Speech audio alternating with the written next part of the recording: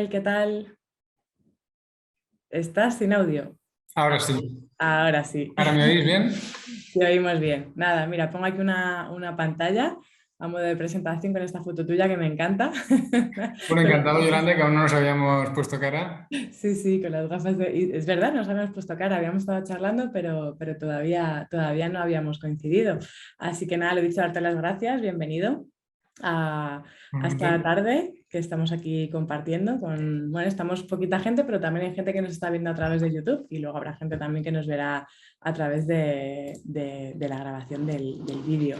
Bueno, pues presentarte, ¿quieres que te presente yo o te presentas tú? ¿Qué prefieres? Hombre, yo si me presentan siempre lo prefiero. Si no me queda más remedio, me presento yo mismo. Vale, pues nada, no, te presento yo, no te preocupes. Nada, bueno, voy a leer un poquito lo que es tu bio y también lo que a mí más me llama la atención de ella, ¿vale? Bueno, Manuel Moranta, es licenciado en Derecho, es creativo, publicitario y poeta visual. Además veo una obra tuya justo detrás, una de Sí, las es que tienes verdad. maravillosas. Por aquí. Sí, sí, uno de tus dibujos, ¿no? Ahora también te preguntaré sobre el concepto este que te has creado, que también me parece súper inspirador. Compaginas tu trabajo como director creativo con el de poeta visual y docente, donde, bueno, ya que impartes clases y talleres de conceptualización en, bueno, propios o en escuelas de creatividad, diseño, ilustración y fotografía. Vamos, polifacético 100%. Sueles dibujar con papel, o sea, perdón, con pincel, con acrílico y tinta china y mayoritariamente con tres colores. Sobre todo he visto cosas en negro, pero he visto alguna cosita en rojo y en azul, ¿no? Así como más puntualmente. No sé si es por lo que compartes o, bueno, también, luego nos contarás, supongo, y si no, yo te preguntaré porque es algo también como que me inquieta, la elección de los colores. Normalmente sobre un papel blanco, aunque también utilizas otros soportes más efímeros.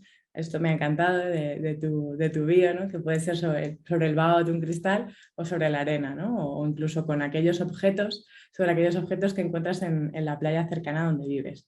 También una cosa que dices de ti mismo es, hago de mis limitaciones en el dibujo un estilo.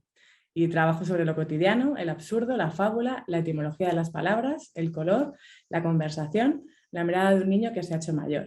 Bueno, al final es convertir, ¿no?, lo complejo en algo simple, que no quiere decir que sea simple, sino que tiene algo muy complejo detrás, ¿no? Y bueno, pues bienvenido y deseando escucharte. Espero que no seas muy, muy breve, como con el título de la charla, Hombre, sino tengo que te fama de lo extiendas contrario. y De nos hecho, puedas contar cositas interesantes. y bueno, encantado, Yolanda. Y me encantaría eso, me encantaría que me pares, o sea, que no tengas ningún pudor en cortarme, porque como ya sabes que los docentes muchas veces tenemos el problema eso de que hablamos todo el rato y pocas veces se nos corta y cuando tienes un interlocutor se agradece mucho, ¿no? Es decir, que un interlocutor que pueda decir aquí veo algo que me interesa o aquí veo algo curioso o contradictorio y eso es muy de agradecer, ¿no? De Perfecto. hecho, Mira, invitamos también a los asistentes, a la gente que nos está escuchando, pues eso, que si quieren que... Yo estoy pendiente del chat, o sea, que si queréis escribir algo sobre lo que está hablando Manuel en ese momento, incluso si queréis abrir, lo acaba de decir él, si queréis abrir el micro, pues bienvenidos, ¿vale? y, y por cierto, yo he traído un guión, siempre hay que traer un guión, pero que me encantaría que me quedase con la mitad del guión y que lo demás fuera responderte a ti, Yolanda, o a todos los que estáis aquí, ¿no? Bueno, de hecho, antes de empezar, me has dicho un par de cosas que me han gustado, que era, bueno, primero lo del color, o sea, antes de empezar, esto me ha gustado, ¿no? Es decir, el que te has dado cuenta de que tendía al negro y yo tampoco no es que sea muy consciente, es decir, o sea, yo sigo diciendo que trabajo con tres colores, con negro, rojo y azul, pero es cierto que de un tiempo a esta parte ya casi estoy trabajando solo con negro, ¿no? Seguramente no me doy mucha cuenta, pero estoy tendiendo a la síntesis máxima, ¿no? Digamos que hoy hablamos de brevedad y de síntesis, y seguro que supongo que por los años, por la edad y por el día, aunque parezca más joven de lo que soy, ya tengo ya unos cuantos añitos y ya se va notando, supongo, el camino de querer buscar lo esencial, ¿no? Y digamos que desde que empecé en el camino de la comunicación he buscado lo esencial, pero supongo que cada vez lo es más, ¿no? Y digamos que si puedo hacerlo con un color solo, pues mejor, y si puedo hacerlo con menos palabras, mejor, ¿no? Y de eso va a ir bastante esta charla. me gustaría que fuera más que una charla magistral circular de principio a fin. Os he traído un montón de historias, de pequeñas historias, sintéticas todas ellas, un poco con la esperanza de que os inspiren, que os ayuden, que os hagan aprender y que con todo eso pues, podáis hacer vuestro propio camino de brevedad y de síntesis y de convenceros de que la brevedad es un buen camino, ¿no? Es decir, o sea, digamos que mi trabajo, incluso antes de empezar en la comunicación, cuando era abogado, porque fui abogado muy brevemente también, pero fui abogado, y en la abogacía, en el derecho, también es un trabajo de buscar la máxima síntesis. De hecho, es un trabajo que tiene mucho que ver con la comunicación en el sentido de explicar las cosas humanas a partir de lo más sintético, ¿no? De los artículos. Y todo esto que os voy a contar serán eso, anécdotas, historias y contenidos que os pueden servir para vuestro trabajo o para vuestra vida y que me encantaría eso, que el guión que tengo me sirva, pero que si se queda en un trocito, incluso con la lluvia, bueno, de hecho te he escrito, Yolanda, antes de empezar, de que hay una tormenta brutal aquí y he dicho a ver si esto será más breve todavía porque no podré dar la charla, porque estoy viendo apagones por la ciudad. Pero me encantaría que tú me preguntaras sobre lo que te ha producido curiosidad de mi trabajo. Me parece mucho más interesante que quizás que lo que he traído yo. Pues la manera que tienes de sintetizar las cosas y además nos has dicho una frase hace un momentito, decías la brevedad es un buen camino, ¿no? Quiero demostraros que la brevedad es un buen camino. Y me ha recordado la famosa frase esta de, no recordaba quién era y lo he tenido que buscar, ¿no? De, he redactado esta carta más extensa de lo usual porque no tengo tiempo para escribirla más breve, de Blaise Pascal, que es, bueno, pues del siglo XVII, ¿no? Y sí, me he quedado pensando también un poco sobre, según lo has dicho, me he quedado pensando sobre ella y es verdad que a veces tendemos a pensar que lo extenso o lo largo es mejor cuando no siempre, ¿no? Cuando puedes sintetizar, ser más directo y llegar mucho mejor y de una manera más rápida. Que eso no quiere decir que todo el trabajo que hay detrás sea sencillo, ¿no? Bueno, Yo lo veo claro, en o sea, tus para mí, clases. sin duda, para mí el trabajo que hay detrás es bueno, el más difícil.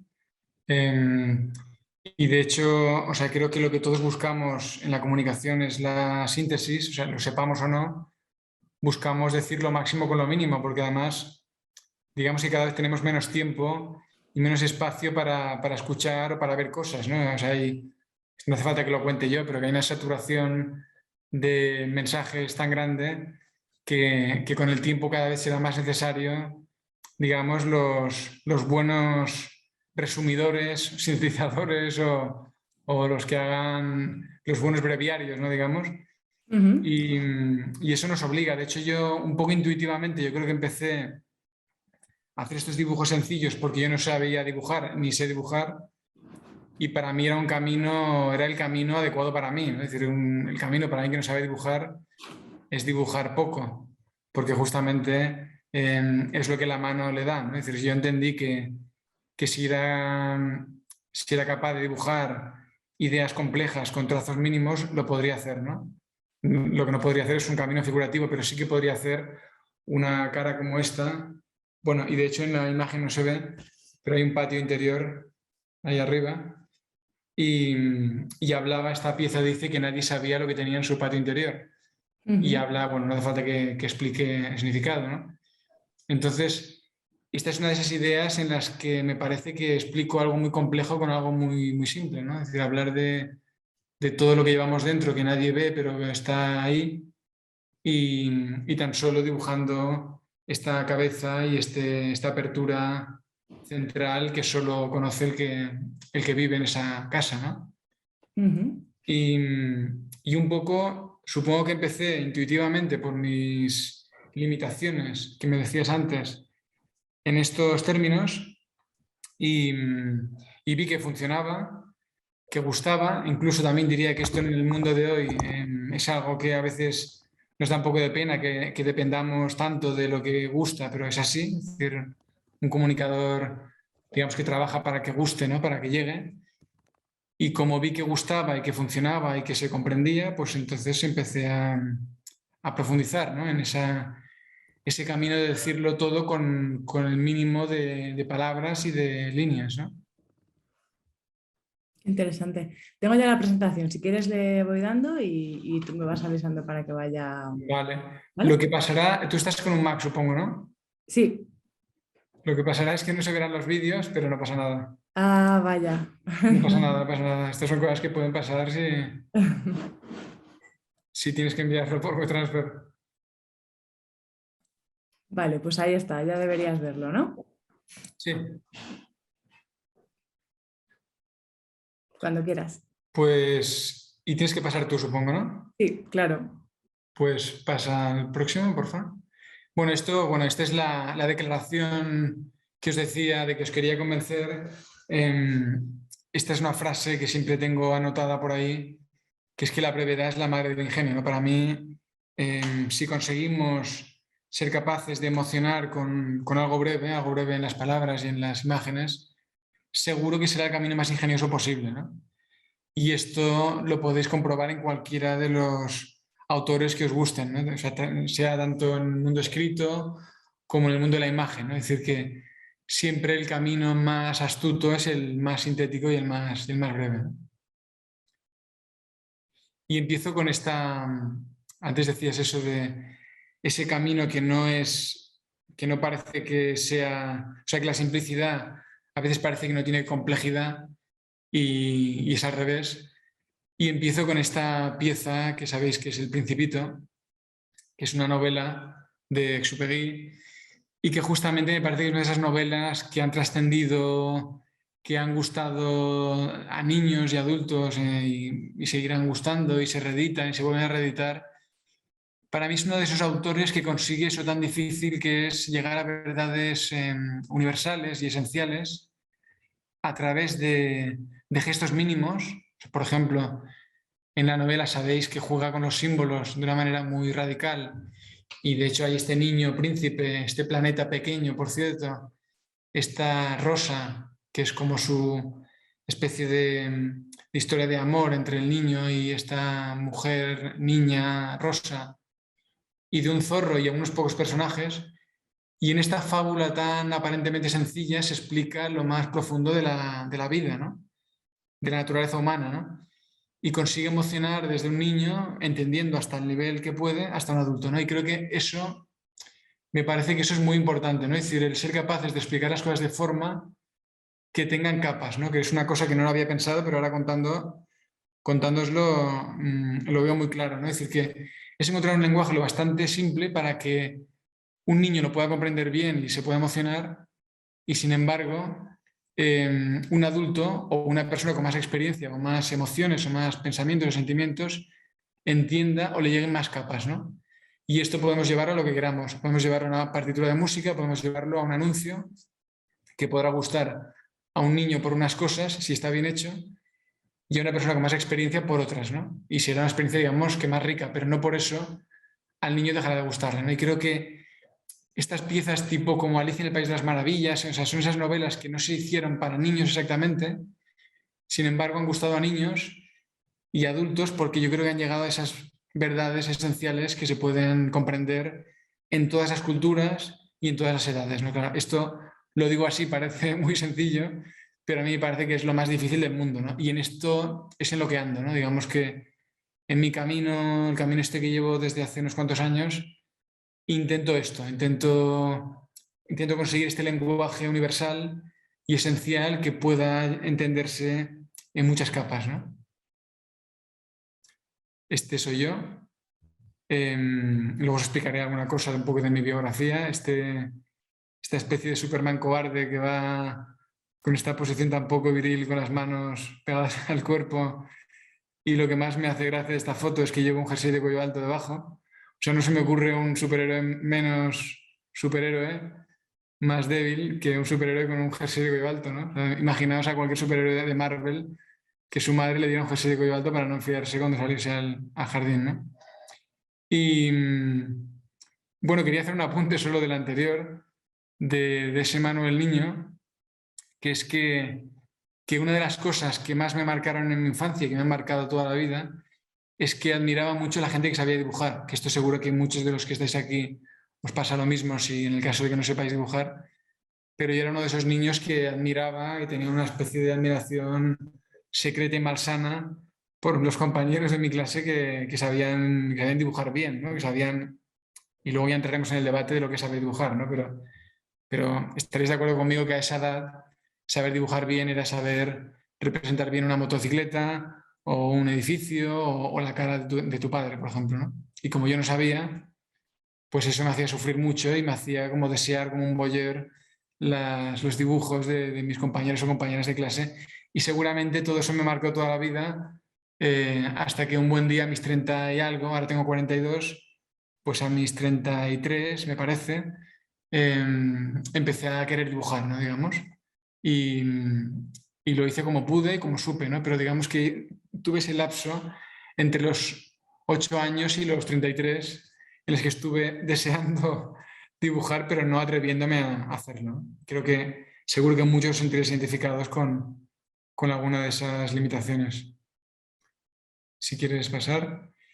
Y el detonante, bueno, esta especie de perro, de perro, digamos que tampoco es un gran perro, un perro peligroso, pero este perro fue el detonante de que, aunque os parezca muy absurdo y ridículo, a esa edad que os decía, a esos 33 años, 34, un perro me mordió en una época de mi vida complicada, por así decirlo, y supongo que mi karma estaba en bastante mal estado en momento. Me pasaron varias cosas chungas, y una de ellas que un perro me mordió, un perrito pequeño, me hizo una buena avería. Y lo divertido de esa anécdota, que no podía ser una anécdota sin trascendencia, es que yo la viví cuando fui al hospital, me hicieron el parte médico, me dieron un parte médico redactado en unos términos muy absurdos de un perro desconocido, bueno, que luego usé para una pieza mía. Pues sentí que en ese momento en mi vida estaba haciendo un cambio, ¿no? Digamos que es como esas películas en las que el héroe se empieza a convertir en un antihéroe y le pasan una serie de desgracias y es consciente de que su vida va a cambiar, ¿no? Y en ese momento exacto es en el momento en que yo decidí empezar a dibujar y que me dio igual, digamos, el cómo iba a hacerlo, ¿no? O sea, seguramente esto es lo importante, que hasta ese momento había querido y me estaba dedicando al mundo de la publicidad desde hacía muchos años. Sin embargo, aun siendo creativo y dedicándome a la publicidad y a la creatividad, aún no me atrevía a dibujar por mi cuenta, ¿no? Y no fue hasta que ese perro me mordió y que me pasaron esa serie de desgracias encadenadas en las que yo supongo que toqué fondo y pensé que podía dedicarme a lo que quisiera, podía dibujar, podía hacer lo que me diera la gana, ¿no? Y ese fue el detonante. Y el detonante, digamos que en ese momento que ya me estaba dedicando desde hacía tiempo al mundo de la creatividad en una agencia de publicidad, empecé este género propio, un género que estaba cerca de la poesía visual, y era empezar a hacer aforismos que estaban mitad escritos y mitad dibujados, ¿no? Y esto, si entráis en mi cuenta de Instagram o entráis en mi página web, veréis que todo mi trabajo personal es exactamente eso, ¿no? Es explicar ideas, emociones, sentimientos en las que hay una mitad dibujada y una mitad escrita, ¿no? Y siempre intento que no sean ilustraciones, sino que sea una especie de idea en una bisagra, ¿no? Como que en una parte de la bisagra está el dibujo, la imagen, y en la otra están las palabras. Si me queréis ir parando, Yolanda o el resto, me podéis parar cuando queráis. Y ese género, que al principio para mí fue un género intuitivo, porque seguramente como para mí el dibujo se me quedaba corto, porque como no sabía dibujar, me parecía poca cosa, seguramente es por eso que pensé que tenía que además escribir. Que esto ahora suena ridículo explicado así, pero la verdad es que fue así, ¿no? Digamos que pensaba, mis dibujos, como este que veis aquí atrás, digamos que son poca cosa, son muy breves, y si quiero emocionar de verdad, me hace falta una herramienta más y por eso necesito la otra parte de la bisagra, que son las palabras, ¿no? Seguramente eso es lo que está haciendo la publicidad desde el principio de los tiempos de la publicidad, ¿no? Que es trabajar para las marcas a través de eslóganes que no dejan de ser frases cortas y emocionantes y directas, al lado o debajo de fotografías o dibujos que se complementan, ¿no? Y eso me empezó a acercar en un mundo que yo no tenía trabajado, pero que me empezó a apasionar, que es el mundo de los artistas que habían trabajado ese género entre la imagen y la palabra, ¿no? Como por ejemplo Magritte, que seguramente es el más conocido, el que más habréis visto, y fue uno de los primeros que empezó a colocar la palabra escrita al lado de la imagen y a darle el mismo valor, ¿no? Digamos que fue muy valiente el ser capaz, ahora parece que lo haría cualquiera, ¿no? Pero en ese momento escribir en un lienzo, darle el valor de una pintura a una palabra escrita, era realmente algo muy, muy valiente en su momento, ¿no?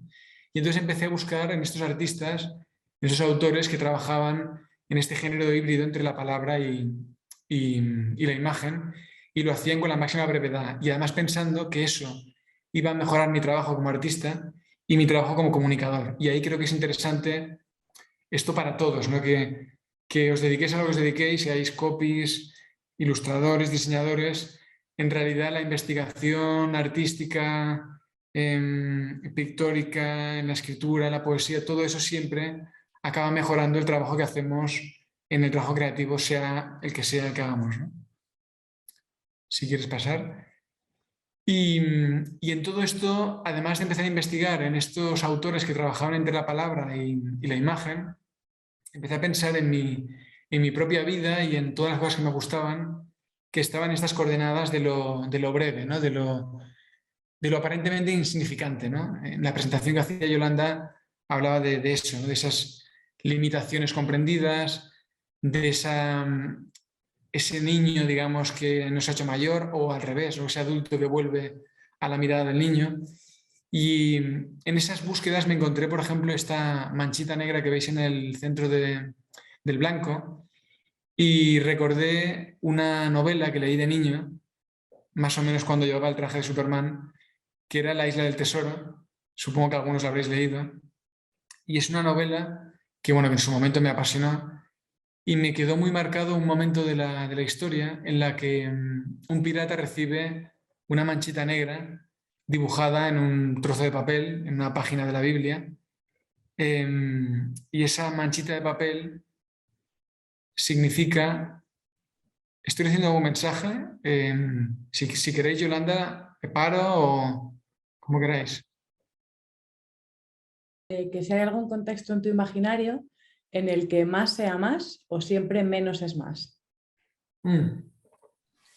O sea, para mí el más es más es siempre en la búsqueda permanente, en la curiosidad permanente, en el estudio permanente, en comprar más libros, leer más, escuchar más música, leer más poesía, ir a más exposiciones, leer más libros conceptuales de niños. Es decir, digamos que el más es más es como tener el máximo de herramientas posibles, el máximo de palabras posibles en mi diccionario, el máximo de imágenes posibles en mi repertorio. En eso sí que creo que el más es más. En cuanto a la representación, siempre busco el mínimo, siempre, o sea, tengo esa convicción y para mí se ha convertido también en un estilo en el que si soy capaz de explicarlo con lo mínimo, sé que estaré siendo el máximo de astuto posible, ¿no? Y entonces, en la pregunta que me hacías, o sea, para mí el más es el más que hay antes, ¿no?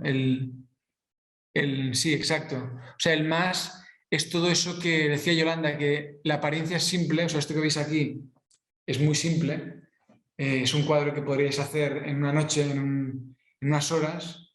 En realidad, más que eso, porque el lienzo está preparado, al final nunca es exactamente... O sea, siempre es mentira, ¿no? Siempre parece las cosas son más fáciles de lo que son y al final eso lo hice en varios días, ¿no? Pero en realidad para mí es eso, es un camino largo el de la preparación y muy breve la apariencia final, porque al final eso es lo que tú ves. Y para mí es lo mismo que si me preguntaras que si una flecha es mejor que sea fina y afilada o mejor que tenga muchas puntas y sea más ancha, ¿no? O sea, te diré siempre que una flecha tiene que ser fina y afilada para que sea ligera, para que vuele y para que se clave en tu cabeza, ¿no?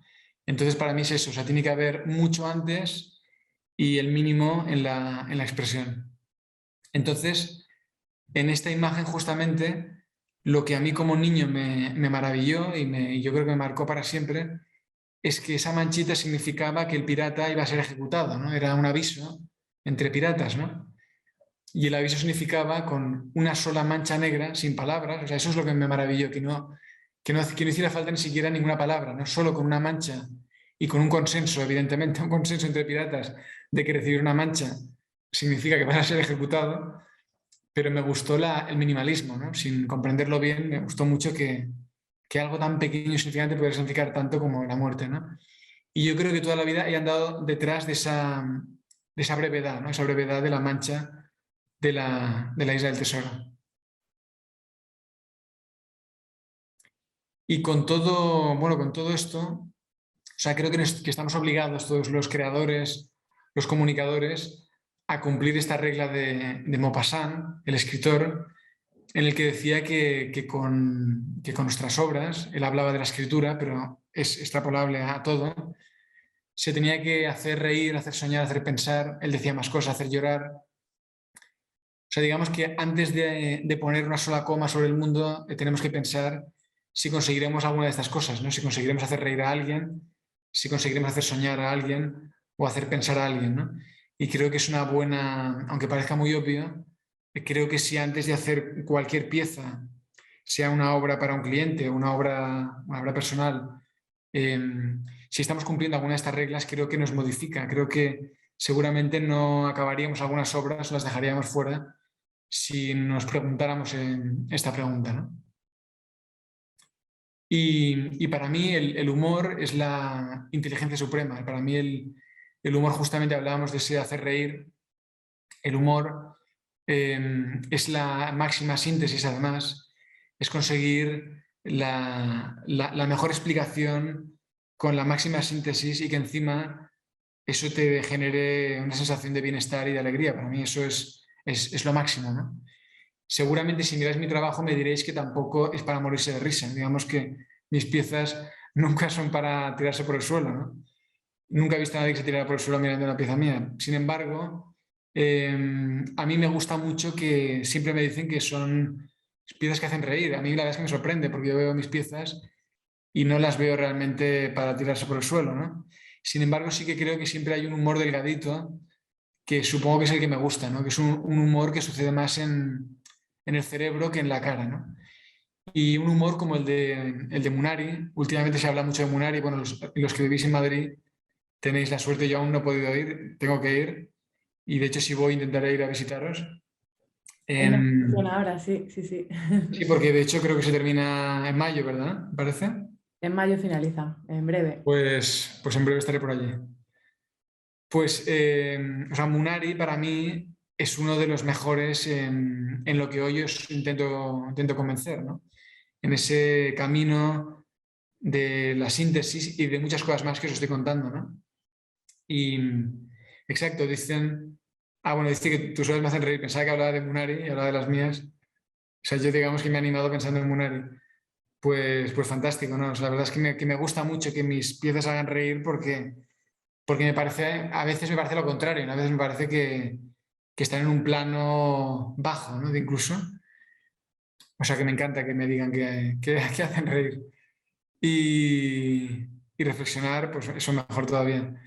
Y creo que Munari justamente intenta siempre eso, ¿no? O sea, Munari es una especie de niño grande o de adulto que ha revisado la mirada del niño, que al final viene a ser lo mismo, y hace cosas maravillosas como esta silla. No sé si conocéis esta silla. Para mí es una obra maravillosa. Es una silla para visitas breves. Y fijaos qué maravilla. Es una silla que además que hizo de verdad. O sea, si la buscáis por internet, encontraréis el modelo físico de la silla. Hizo una silla para visitas breves para amigos indeseables en la que el asiento estaba inclinado hacia abajo, ¿no? O sea, para mí esto es lo máximo, ¿no? Es decir, digamos que yo siempre cuando hago una pieza hago esa pregunta, ¿no? Si se puede equiparar a ese gesto pequeño de inclinar un asiento, ¿no? O sea, para mí si me preguntáis, o sea, ¿qué entiendes con tu trabajo o en la agencia o con tu obra? Pues para mí es conseguir la fuerza de Munari inclinando el asiento y expulsando de su casa a los amigos indeseables, ¿no? Esto para mí me parece lo mejor del mundo. si quieres pasar. Y con todo esto, pues bueno, es intentar conseguir la máxima síntesis, la que un astronauta, esto que veis aquí, es comida para astronautas, y de hecho esto dio nombre a un taller que hago de síntesis justamente, y se me ocurrió ese nombre porque pensaba en cosas que fuera, en el que la síntesis fuera indispensable para la vida, ¿no? Digamos. O sea, pensé en qué supuesto uno necesita la máxima síntesis para vivir, ¿no? Y pensé que los astronautas tienen que hacer estas bolsitas mínimas. Os podéis imaginar por qué, ¿no? Por cuestiones de espacio en una nave, que podéis imaginaros que todo lo que hay en una nave espacial está pensado y ubicado al milímetro, con lo cual tiene que ser muy sintético.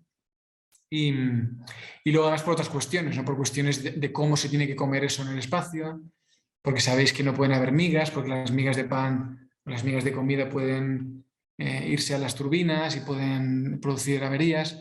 Digamos que hay una serie de motivos por los que es indispensable que sea sintético, ¿no? Y para mí el trabajo ha de ser, nuestro trabajo, el de todos, ha de ser como igual que esto, ¿no? Y además ha de comprenderse. Sí, sí, estábamos bien sincronizados, estábamos muy bien sincronizados. Es que he hecho una trampa porque he hecho una inflexión de voz y tú has entendido la inflexión de voz perfectamente. Pues en esa síntesis hay mucho de anécdotas personales. De hecho, este dibujo siempre lo pongo porque es mi primer dibujo conceptual.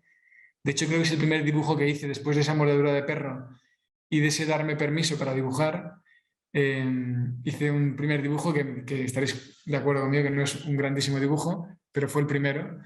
Y eso es como los hijos, que hay que quererlos sean como sean. Y para mí sí que fue revelador, en realidad, igual que lo fue esa mancha de la Isla del Tesoro.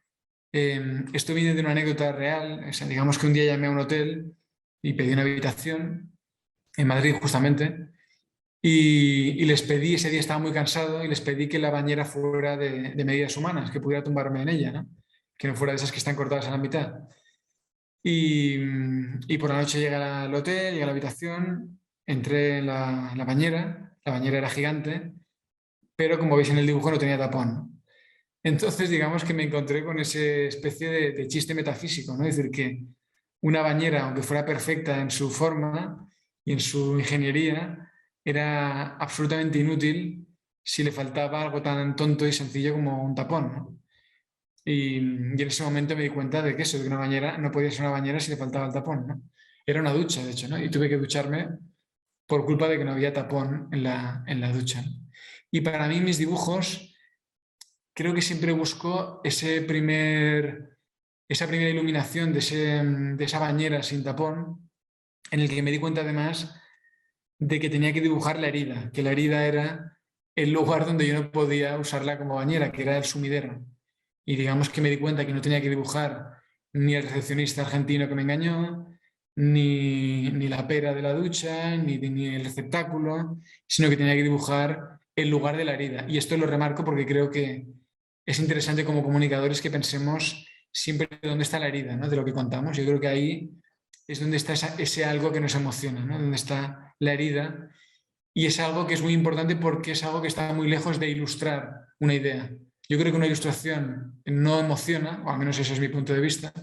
Si aquí hubiera ilustrado al estilo del New Yorker una escena con una bañera, con un recepcionista, con tal, a mí eso no me hubiese emocionado, me hubiera hecho reír.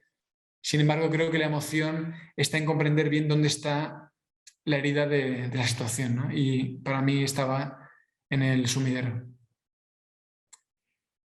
En esa búsqueda, en esa investigación, y de hecho os tranquilizo de que no voy a poder acabar mi guión porque veo que son ya... No sé a qué hora termina esto, Yolanda. ¿Hasta qué hora tengo tiempo? Vamos a seguir un rato, vale. Bueno, tengo esta infusión y tengo otra igual. Son iguales para que parezca la misma, pero en realidad son dos. Pues en esta investigación y en este querer ofreceros como un camino que se puede encontrar dentro de lo académico y dentro de la observación de la vida, de lo sintético, encontré el postre, ¿no? El postre es un momento de nuestra vida cotidiana, de nuestra vida absolutamente cotidiana diaria, que es maravilloso porque es un momento de la comida, de cualquier comida, aunque seguro que alguno me dirá que no come postre, pero está, digamos, dentro de la partitura de una comida, y es el momento más breve de la comida, ¿no? Digamos que la comida tiene una forma que en muchas casas es en varios platos, hay toda una jerarquía. Sin embargo, esa jerarquía se elimina en el momento del postre porque el postre se entiende que es mucho más breve, ¿no? Que es un solo golpe, ¿no? Digamos que así como la comida se va explicando, es narrativa y puede ser lenta, pueden ser muchos platos, el postre se comprende que es un solo golpe en la cabeza, ¿no? Es como eso que os decía antes, es como una flecha, ¿no?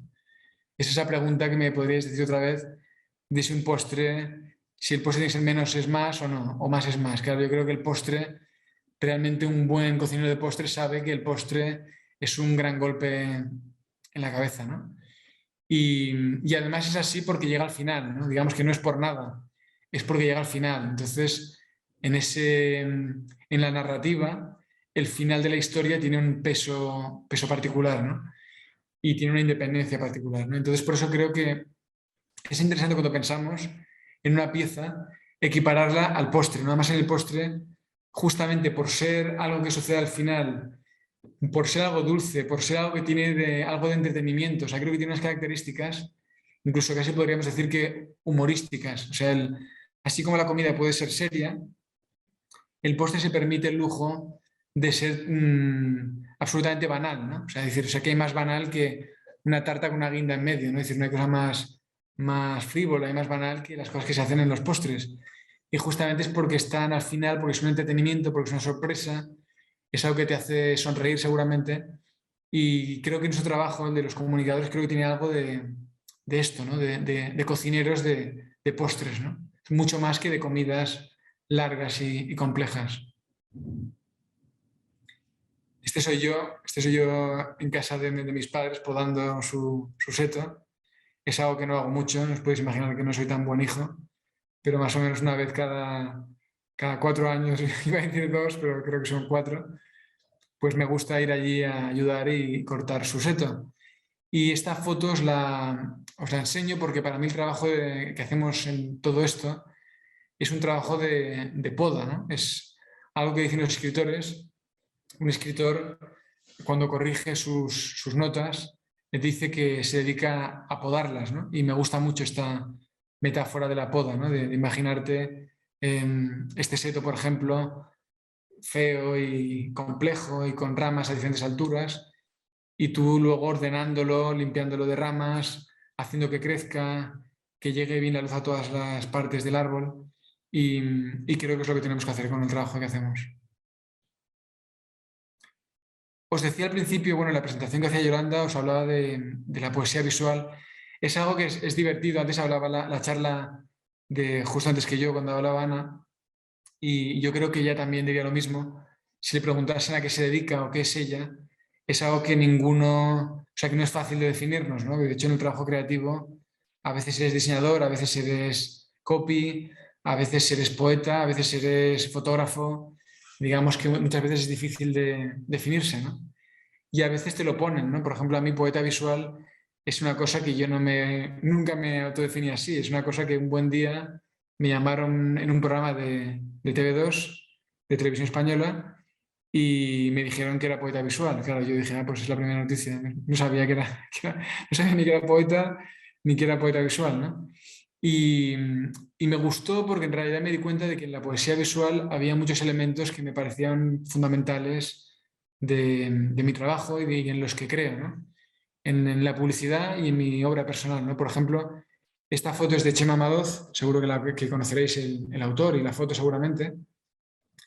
Y Madoz justamente es un fotógrafo que en realidad podría ser publicista perfectamente, y de hecho muchos publicistas han usado o han copiado directamente muchas ideas de Madoz, y muchos poetas visuales han copiado y siguen copiando a Madoz. Pues es un autor que me gusta mucho porque intenta explicar lo máximo con lo mínimo y con este sentido humorístico que os decía antes, ¿no? O sea, para mí creo que expresa una gran astucia, justamente porque fijaos cómo con tan poco, o sea, digamos que podríamos analizar y dedicar una hora a esta foto solo, ¿no? A qué hay de bueno en esta fotografía. Y no voy a estar una hora, os lo prometo, solo voy a estar medio minuto, pero os podría decir rápidamente que uno, está cambiando el contexto de algo cotidiano. Esto ya es algo que nos hace sonreír en el cerebro. O sea, es decir, vemos algo que parece un escurridor pero que no lo es. Y en ese cambiar, ese extrañamiento, ese poner los platos en un sitio donde no toca, eso ya nos toca el cerebro, nos hace sonreír. Y es algo que justamente a partir de ese momento jamás podremos mirar la calle igual, ¿no? Cuando vamos por la calle y vemos las alcantarillas, por ejemplo, seguro que tenemos en la cabeza este nuevo uso, y esto es algo que es maravilloso, ¿no? Es decir, que si a alguien se le ocurre ver las cosas de una manera distinta y tú a partir de ese momento ya no puedes verlas como antes, ¿no? Y Chema Madoz hace algo que es interesante, que es que a veces inventa objetos y a veces simplemente lo que hace es modificarlos, y a veces lo que hace es simplemente pues, colocar cosas fuera de sitio como es este caso, ¿no?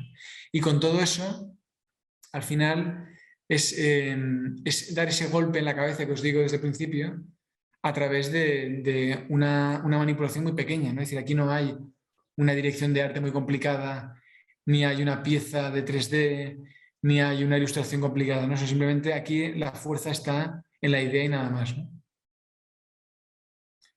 Y con todo esto, por ejemplo, esta pieza anterior que veíamos y con esto que veis ahora, esta es una pieza mía que hice en confinamiento.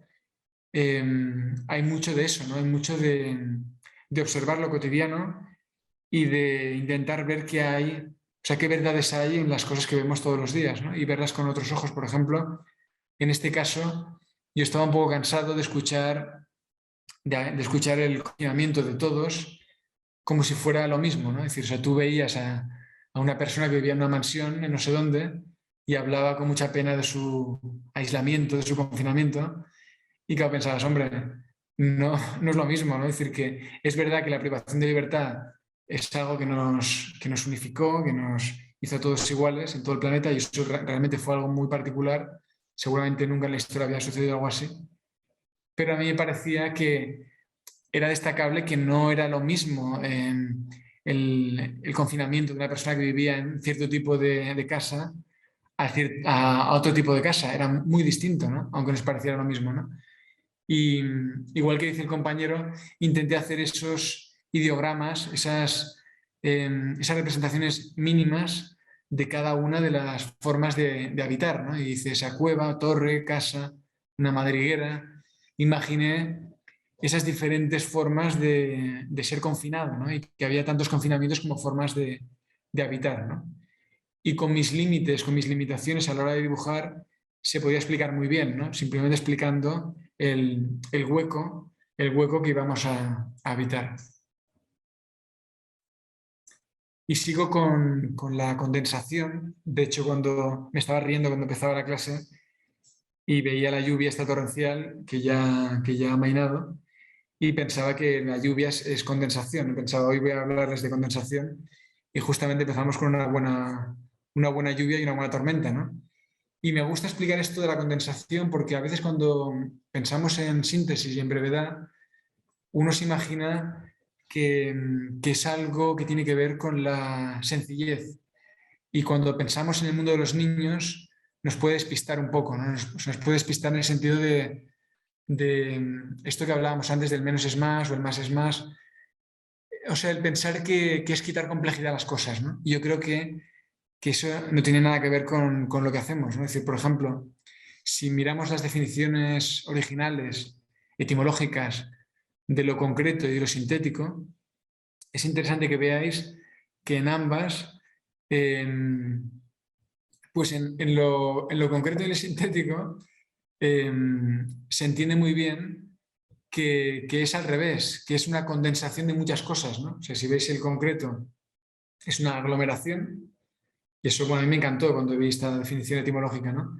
Es endurecer, condensar, solidificar, coagular, algo muy complejo. O sea, os podéis imaginar esos depósitos de coches que a mí me fascinan, no sé por qué. Estas películas de la mafia cuando meten a un tío que acaban de matar y lo meten en estas máquinas que condensan coches y los convierten en un cubo pequeñito de metal. Digamos que no me gusta porque maten personas, me gusta por la condensación. Y la síntesis es exactamente eso, ¿no? Es decir, es algo que es muy complejo, que tiene muchas partes y que con nuestra mirada somos capaces de hacerla pequeña y comprensible, ¿no? Y la síntesis es exactamente lo mismo, ¿no? Es algo que es muy complejo y que le damos esa forma más simple a partir de nuestra mirada o de nuestra mano, ¿no? Si quieres pasar. De hecho, estaba pasando yo. Eh, que estamos tan sincronizados que me parece que lo estoy haciendo yo. Pues este fotograma es un fotograma del Cant dels Ocells, del El canto de los pájaros. Es una película de Albert Serra, no sé si lo conocéis. Es un director catalán de Girona. Es un director que me encanta justamente porque consigue algo muy difícil que es emocionar con muy pocos gestos, ¿no? Es un director de esos, un fan terrible del cine que gusta mucho a algunas personas y otros se encuentran insoportable y aburrido. Y seguramente sus películas se puede decir que son aburridas porque no pasa nada. Sin embargo, hay una belleza tremenda, por ejemplo, en esta película, si la veis, de hecho en la siguiente imagen se veía el vídeo, pero no se va a poder ver, pero podéis buscarlo da igual, podéis ir al anterior, podéis verlo en YouTube cuando queráis. El cant dels ocells con C, el canto de los pájaros. Y simplemente deciros que la película lo que hace algo muy astuto, que es que usa la imagen de los Reyes Magos. Seguro que habéis entendido enseguida que estos eran los Reyes Magos porque son tres ancianos con una especie de capa y una corona. Utiliza un cuento que todos conocemos, con lo cual eso ayuda a la síntesis porque se va a economizar explicar toda esa historia. Él empieza en la película ya viendo esos tres viejos con corona, con una capa, en medio de la nada. Imaginaos qué planteamiento tan radical, ¿no? Y en ese camino suceden pequeñas cosas, ¿no? Digamos que cuando el director de cine o el escritor minimiza lo que muestra, obliga al espectador a fijarse en lo más pequeño, ¿no? Y un pequeño acontecimiento se convierte en mucho, ¿no? Por ejemplo, lo que os contaba antes, ese sumidero, esa bañera en la que yo me encuentro de noche, que no puedo darme ese baño, ese gesto tan minúsculo, se convierte para mí en un gran acontecimiento, ¿no? Pues esto es lo que hace Albert Serra, ¿no? Lo que hace con esos tres viejos con capa en medio del desierto y simplemente caminan y hablan entre ellos y no son ni actores, son amigos suyos del pueblo, les hace caminar a los tres por ahí y hacer lo que les va diciendo.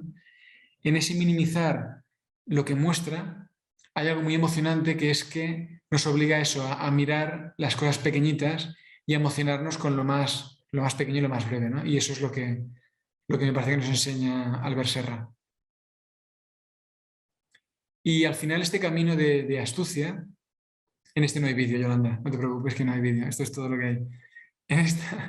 En esta imagen, este emperador chino, para mí explica muy bien lo que quiere decir el ser astuto con este camino de la síntesis y de la brevedad. Es un cuento que yo lo he buscado y la verdad es que no sé si me lo he inventado, si lo he soñado o si lo he oído por ahí, pero he sido incapaz de encontrarlo. Lo he buscado, pero no lo he encontrado. Yo estoy casi seguro que lo leí en algún lado, pero no, en Google no está. Bueno, el cuento se ha inventado o no, eso da lo mismo.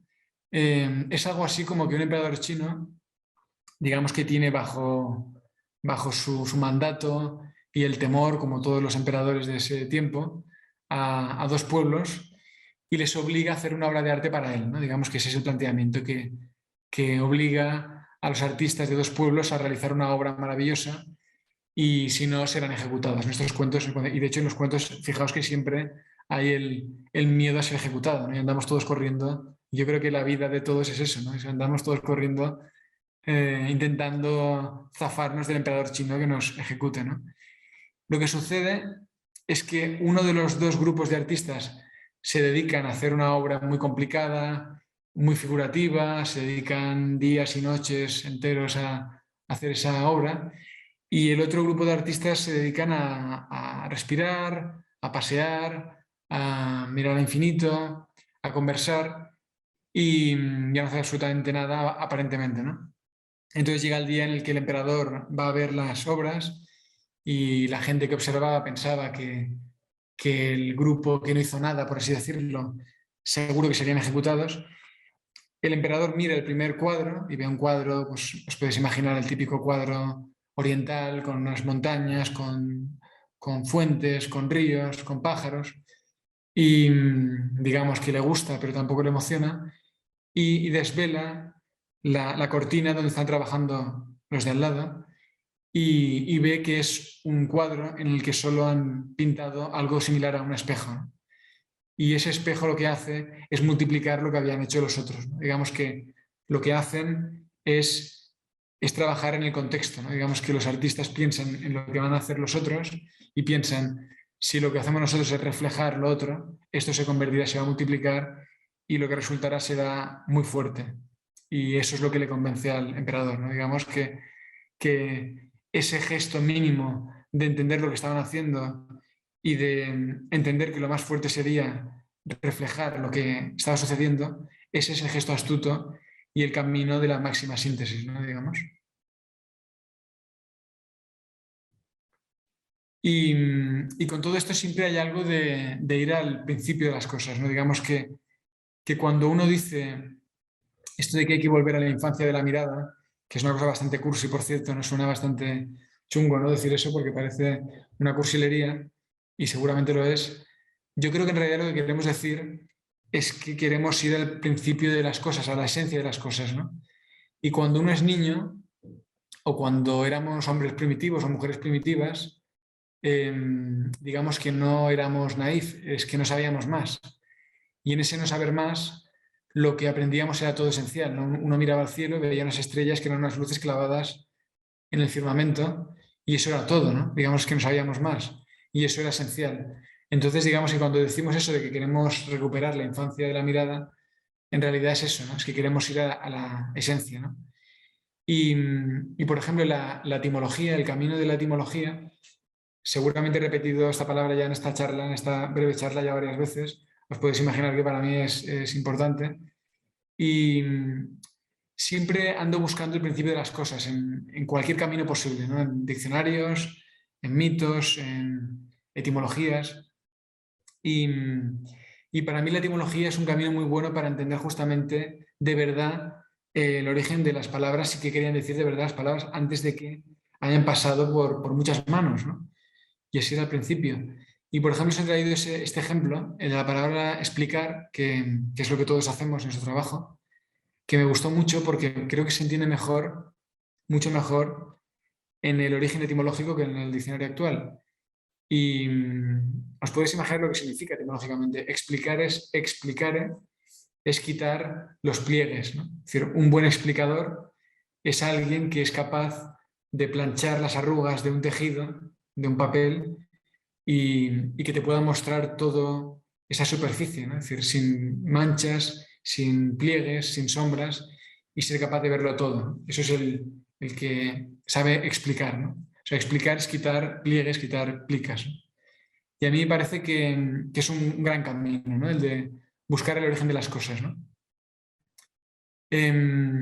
Y eso además nos da la posibilidad de generar imágenes con gran fuerza simbólica, ¿no? Es decir, este camino de síntesis que os estoy proponiendo, que no sé, seguramente ya lo seguiréis, pero el camino de la brevedad y de la síntesis nos permite generar imágenes de gran fuerza simbólica que entren en el cerebro con gran fuerza, ¿no? Como por ejemplo este dibujo que hice cuando descubrí que la palabra antropos significaba el que mira hacia arriba. Es decir, o sea, el ser humano, el antropos, era, decían, el único animal que miraba al cielo con detenimiento, ¿no? Que se quedaba observando el cielo, ¿no? Y me pareció absolutamente maravilloso, ¿no? Es decir, que entre todos los animales que había en la Tierra, el ser humano es el único que mira hacia arriba y se queda fijado en lo que hay, ¿no? Y eso me dio a mí la posibilidad de generar esta imagen simbólica, ¿no? Y con todo eso siempre intento generar significados con intervenciones mínimas, ¿no? Por ejemplo, en este caso pensé que Duchamp seguramente no se iba a enfadar porque era el tema del baño, además era un tema que le interesaba bastante. Y a base de ver muchos días este este bote de gel de Mercadona en frente mío, en la ducha, pues pensé que tenía que hacer esto, ¿no? Que tenía que hacer esta pequeña travesura, y solo poniendo 2 letras tenía a Duchamp en mi baño, ¿no? Y creo que todo va de eso, ¿no? Es decir, este cuento un poco chungo que os he contado del emperador, que después de contarlo estoy casi seguro que me lo he inventado porque no funciona el cuento, ¿no? Pero sí que hay algo que me parece que es esta cosa de la intervención mínima, ¿no? Es decir, o sea, creo que hay algo en mi trabajo y en esta pieza, por ejemplo, y en todo lo que os cuento, que es en observar el contexto y lo que hay sobre la mesa y ser capaz de dar ese mínimo gesto como hace Munari en esa silla que inclina el asiento, ¿no? Claro, me diréis, esto parece muy fácil en tu boca, ¿no? Es decir, yo lo digo, lo suelto y parece que eso sea muy fácil, pero claro, para mí es que eso es lo más difícil del mundo, ¿no? Y, y en otro de los caminos para encontrar esa brevedad que buscamos, esa síntesis, es buscar en los sueños. Y digo en los sueños porque los sueños es algo de producción propia y es algo en el que todos, absolutamente todos, nos dedicamos a condensar, como os decía antes con esto de los coches, a condensar en pequeños fragmentitos en nuestro cerebro experiencias, traumas, filias, fobias, recuerdos de toda nuestra vida y convertirlos en pequeñas películas sintéticas que se revelan delante de nosotros y que explican cosas muy profundas de nosotros que no sabemos quizás y que los psicoanalistas se forran luego cuando nos escuchan en un diván, ¿no? Y es algo que hago hace años, ¿no? Es decir, el apuntarme los sueños que puedo recordar o los fragmentos de esa fase del sueño en la que uno puede recordar. Y me gusta porque siempre hay grandes símbolos y grandes síntesis, ¿no? Y me parece realmente interesante. Aquí había esto sí que es síntesis, ¿no? El enseñaros un rectángulo, esto es arte conceptual total. De hecho, os había traído este librito que no tendré tiempo. Pero bueno, en esta pieza, si enseñas otra vez el rectángulo ese conceptual, en esa, bueno, ahora no se ve nada directamente, mejor todavía, en este blanco, hay un clip de audio que si volvemos a vernos os enseñaré seguro, y es un clip de audio de mi sobrina en la que le explica a su madre lo que es soñar. O sea, con 2 años y medio, la niña descubre algo raro que le sucede en su casa, en su cama, cuando va a dormir. Se lo cuenta a su madre le graba y me lo envía, porque sabe que me gustan estas cosas. Y es fantástico porque la niña le dice algo así como que es muy rara porque ella cierra los ojos y aunque tenga los ojos cerrados, ella ve cosas. Ella ve dibujos, porque para ella los sueños supongo que son dibujos animados por la edad. Pero para mí había algo fantástico que era ese descubrir que aunque tuviera sus ojos cerrados, aunque estuviera en la oscuridad de la habitación y con los ojos cerrados, ella veía en su cabeza, veía cosas, ¿no? Y me parecía que había algo muy fuerte ahí, algo metafísico. Bueno, esta pieza la tenéis ahí detrás. Es esta búsqueda permanente de acotar la realidad. Si veis mi trabajo, de hecho, si luego os interesa mi punto de vista y veis mis piezas en Instagram, veréis que siempre hay una obsesión y que a veces casi es malsana por acotar áreas de la realidad, ¿no? Es decir, acotar espacios. Por ejemplo, durante un tiempo he estado acotando espacios arquitectónicos y explicando estados emocionales a través de patios interiores, de piscinas vacías, de huecos de ascensores. O sea, hay una voluntad y una convicción de que acotando espacios o partes del cuerpo, ojos, bocas, orejas, es más fácil de explicar las ideas, ¿no? Y voy a mirarla ahora. Bien, vamos bien. Pues aquí entramos en una fase de la charla en la que había una fase que yo, si hubiese podido yo tener el dedo ligero, podía pasar rápidamente. Pero aquí os quería simplemente hablar de los avistamientos. A mí es un concepto que me gusta muchísimo y de hecho es un término que quiero hacer una obra siempre con este título de los avistamientos. Y como supongo que como yo aún no lo hago, siempre estoy recomendándoselo a mis alumnos cuando hago talleres o hago tutorías de proyectos artísticos, siempre les recomiendo a veces títulos con lo de avistamientos y aún nadie me lo ha tomado, pero yo sigo con este término Y me gusta mucho porque el avistamiento, bueno, sabéis todos lo que es un avistamiento. El avistamiento, esto que veis aquí, es el monstruo del lago Ness, es Nessie. Y el avistamiento tiene algo muy fuerte, que es algo que vemos desde lejos, por ejemplo, el tierra a la vista, ese famoso tierra a la vista de los barcos.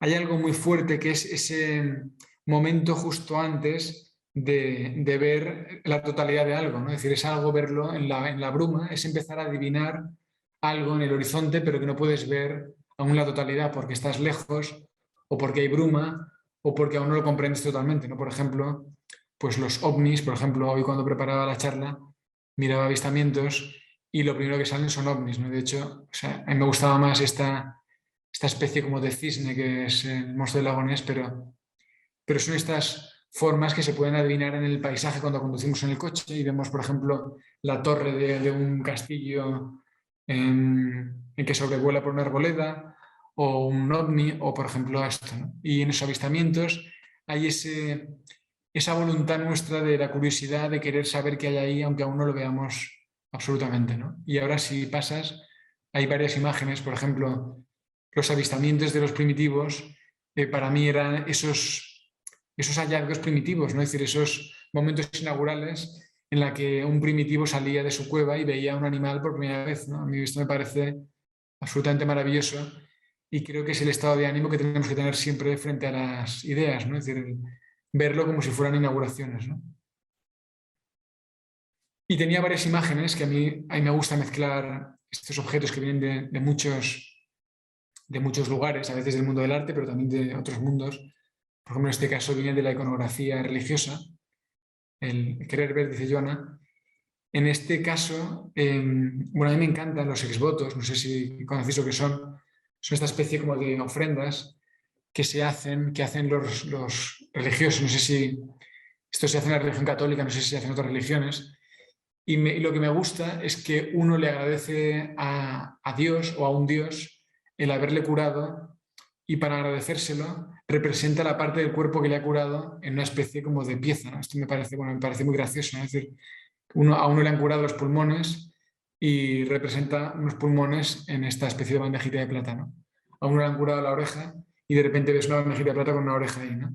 O le han curado un ojo y aparece un ojo, ¿no? Y son piezas que además tienen una gran belleza y me gusta por esta tremenda síntesis, ¿no? Es decir, que uno agradece a Dios solo por el ojo, pero no por lo demás. Es decir, o sea, me gusta mucho ese agradecimiento que se acota a la parte curada y no a todo lo demás, ¿no? O sea, digamos que podría ser más generoso el agradecimiento, pero uno entiende que tiene que agradecer solo la parte al que le han curado, ¿no? Y os había traído otras piezas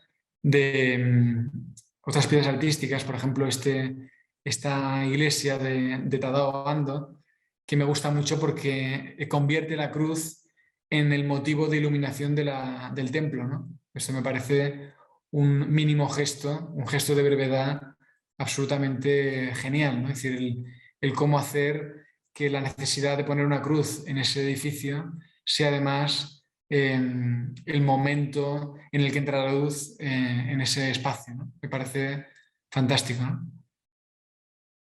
O por ejemplo Krasinsky, el pintor y escultor, que un día descubre esa idea del horizonte azul, esa línea azul, que aquí no lo veis porque es en blanco y negro, pero es una línea azul, y lo que hace es dedicarse toda su vida a acompañar esa línea por todos los lugares que se le ocurren, ¿no? Es decir, por espacios exteriores, interiores, lienzos, atraviesa lienzos y en una exposición, por ejemplo, dibuja una línea en el lienzo y sigue dibujándola en el muro que está al lado del lienzo y convierte ese horizonte azul en una verdad suprema que le acompaña en su síntesis en toda su obra, ¿no? Me parece que es muy valiente, ¿no? Esos gestos de... O sea, creo que la síntesis es muy valiente y eso es algo que no os había dicho, pero creo que la síntesis y la brevedad es un gesto de valentía, ¿no? Porque creo que es más fácil decir muchas cosas para a ver si aciertas con alguna, ¿no? Es decir, si digo muchas cosas, seguramente acertaré, ¿no? Y creo que quedarse con pocas es mucho más valiente, ¿no? Es valiente como, por ejemplo, cuando Rams, el gran diseñador, hace estos objetos que luego han sido muy copiados, especialmente por Apple, en el que decidió que sus objetos iban a tener unos pocos botones, ¿no? eso fue un gesto muy valiente, ¿no? Es decir, ahora estamos muy acostumbrados a ver estos objetos limpios, blancos, con dos botones, que son amigables, que son fáciles de usar, pero en ese tiempo los objetos, las máquinas eran complicadas, feas, difíciles, y tuvo que venir Rams para tener la valentía de prescindir de casi todo y quedarse solo con lo mínimo y entenderse con el usuario, ¿no? O, por ejemplo, es Wrigley, que es uno de mis autores preferidos, que me hace reír siempre. Él tiene un humor que siempre muy, en esta obra no, pero tiene un humor, si lo conocéis, siempre bastante negro, bastante crudo, bastante pesimista, digamos, con la naturaleza humana, pero tiene siempre esta gran síntesis, como por ejemplo esta pieza, ¿no? Que me encanta, en el que anuncia lo que es el objeto, ¿no? Y siempre tiene un poco este humor, ¿no? Este humor de decir lo obvio que se convierte en humorístico. Y por la hora no sé si tendríamos que cerrar, yo creo que sí, ¿no? Yo creo que tenemos que cerrar. Mira, de hecho, voy a Sí, hacer una cosa. podemos ir Yolanda, cerrando. voy a mirar lo que tenía en mi PDF, a ver si tengo algo que se parezca a un final, así por cerrar. Bueno, Mira, sí, si tengo algo que parezca un final, es perfecto, porque tengo algo que parezca un final. Si te pones en la penúltima imagen, bueno, pues no sé si os he convencido en este rato de que la brevedad es un buen camino, pero quiero terminar esto con un truco de magia, que creo que es el truco de magia más astuto que he visto nunca y también el más breve. Y también creo que es un truco que siempre me acompaña, ¿no? Y os lo voy a contar. Es un truco que vi cuando era pequeño. Cuando era niño estaba en Barcelona, en la calle, y vi a un mago frente a un montón de público, un mago muy modesto, y cuando terminaba su espectáculo dijo que iba a hacer el truco más difícil que habían visto nunca y que iba a hacer algo que muy pocos magos eran capaces de hacer, que es que iba a hacer desaparecer la mitad del público, y había mucho público, de hecho, allí, ¿no? Entonces, el público, digamos que se rió mucho porque, digamos que no parecía ese tipo de mago que es capaz de hacer desaparecer a la mitad del público, ¿no? Digamos que no parecía un Copperfield, ¿no? Parecía, digamos, un mago mucho más modesto en su capacidad. Sin embargo, él aseguró una y otra vez que lo iba a conseguir y que nos iba a sorprender porque iba a conseguir que desapareciera la mitad del público. Y lo iba a conseguir en un solo gesto, ¿no? Y remarco esto de hacerlo en un solo gesto. Y absolutamente nadie creía lo que iba a pasar. Pero de repente se quitó el sombrero y pasó el cepillo se pidió algunas monedas frente al público y la mitad del público desapareció porque no le querían dar ni una moneda, ¿no? Y entonces las risas se convirtieron realmente en risas un poco más amargas y demostró, digamos, una grandísima astucia. Y esto es todo. Si me queréis preguntar alguna cosa. muchas gracias, Manuel. Más o menos las cosas que han ido saliendo las hemos ido compartiendo en el momento, las has ido leyendo tú o las he leído yo, pero has estado ahí súper pendiente como estaba yo con la presentación. Y bueno, si queréis decir algo, pues por aquí yo van a dar las gracias. Ha habido alguna persona que se ha tenido que salir, también daba las gracias, le estaba pareciendo muy, muy interesante, que terminaría de verlo después en la grabación. Y yo me he apuntado un montón de cosas, la verdad, a mí me has convencido por completo con lo de ser breve. Y es verdad que ser breve cuesta más. Y me quedo aunque me he apuntado muchas cosas, me quedo como con tres ideas principales, ¿no? En la fuerza, que la fuerza está en la idea, a ese puro estilo de Chema Amador, en la importancia de la investigación para poder acceder bueno, para poder acabar mejorando, ¿no? Para ampliar y para mejorar, para enriquecer, ¿no? A mí me gusta mucho esa palabra, la palabra enriquecer. Es lo único en lo que tú sí que remarcabas que en ese momento más es más, ¿no? En el resto quizá es más difícil, es más complejo y es más interesante ser concreto, ser sintético. Y me ha gustado mucho también una de las últimas frases que has dicho hablando de Krasinski y su línea infinita del horizonte, que la síntesis y la brevedad es un momento de valentía. Así que muchas gracias por darnos claves para ser más valientes y por extensión para ser más breves. Por aquí también dicen que mil gracias, Manuel, por el chat, dice Isabel. Dice, estoy a punto de cumplir 33 y tampoco sé dibujar, así que creo que igual me lanzo este año. Bueno, ya estamos por aquí inspirando a gente, algo que es muy bonito, o sea, inspirando, inspirar es algo maravilloso, ¿no? Y nada, eso, que si en tu proceso te impones la síntesis y la brevedad... Ah, mira, una pregunta. Dice, te pregunto, ¿en tu proceso te impones la síntesis y la brevedad desde el inicio o lo sacas todo y vas limpiando? Qué buena pregunta. Sí, es buena pregunta. Bueno, o sea, de hecho, un poco es lo que os decía. O sea, yo tengo ideas que tengo sin resolver desde hace años. O sea, por ejemplo, ¿no? Es decir, que a veces cuando uno ve esos dibujos tan simples piensa que es algo... Bueno, de hecho tengo alguna amiga que se ha enfadado casi conmigo porque al descubrir que mis ideas no eran al vuelo. O sea, imaginaba que todas las ideas eran las ideas que se me ocurrían durante el día y las soltaba por la noche en Instagram o donde fuera, ¿no? Y el día que le dije, no, no, en absoluto. Digo, hay ideas que tengo anotadas desde hace tiempo y aún no sé resolver y las voy resolviendo. Algunas son rápidas, otras son lentas.